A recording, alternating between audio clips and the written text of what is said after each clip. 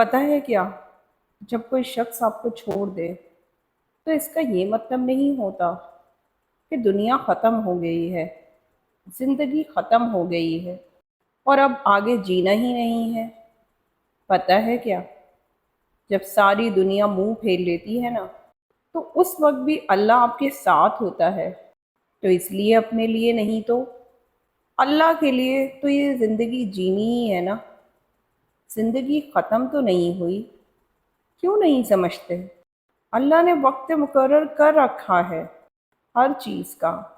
اللہ تمہیں جس چیز کی حقیقت دکھا کر اسے تم سے دور کر رہا ہوتا ہے، اس پہ تمہارا گلہ کرنا بنتا ہی نہیں۔ اللہ جب درد دیتا ہے تو تسکین بھی دیتا ہے، تو مانگو اسی سے تسکین، صبر اور اس کی مدد۔ پھر دیکھنا تم رحمان کو رحیم پاؤ گے۔ آزمائش تو پھر من پسند چیزوں سے شروع ہوتی ہے، اور جب ہم رو کر اللہ سے کسی ایسے شخص کو مانگتے ہیں جس کا ملنا ہمیں ناممکن نظر آ رہا ہوتا ہے، اور جب کوئی تمہیں تکلیف میں اکیلا چھوڑ دے، تو جان لو کہ اللہ تمہارے کام کا ذمہ خود لینا چاہتا ہے۔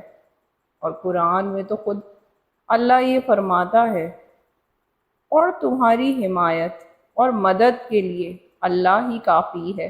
دکھ اور تکلیف صرف اللہ کو بتایا کرو، اس یقین کے ساتھ کہ وہ سنے گا بھی اور جواب بھی دے گا۔ اگر اللہ تعالیٰ آپ سے کوئی چیز چھین لے نا، تو بس اپنے رب پر بھروسہ کرنا اور صبر کرنا۔ جب تم صبر کرو گے نا، تو راستے تو خود تمہارا رب بنائے گا۔ اس نے کہا ہے نا کہ وہ صبر کرنے والوں کے ساتھ ہے۔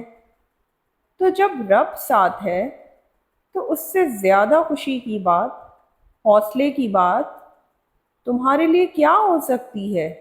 جب انسان لوگوں کی جگہ اپنے اللہ پر آنکھ بند کر کے یقین کرتا ہے، تو اللہ کبھی اسے مایوس نہیں کرتا۔ حقیقت یہ ہے کہ اللہ لوگوں پر ظلم نہیں کرتا، بلکہ لوگ خود اپنے اوپر ظلم کرتے ہیں۔ اپنے رب سے دوستی کر لو، یہی وہ ذات ہے جو کبھی آپ کو تنہا نہیں چھوڑتی۔ ہو سکتا ہے تم ایک گلاب کی طلبگار ہو اور اللہ نے پورا باغ تمہارے نصیب میں لکھ دیا ہو۔ قرآن پاک میں اللہ فرماتا ہے، ہو سکتا ہے ایک چیز تمہیں ناگوار گزرے اور وہی تمہارے لیے بہتر ہو، اور ہو سکتا ہے ایک چیز تمہیں پسند ہو اور وہی تمہارے لیے بری ہو۔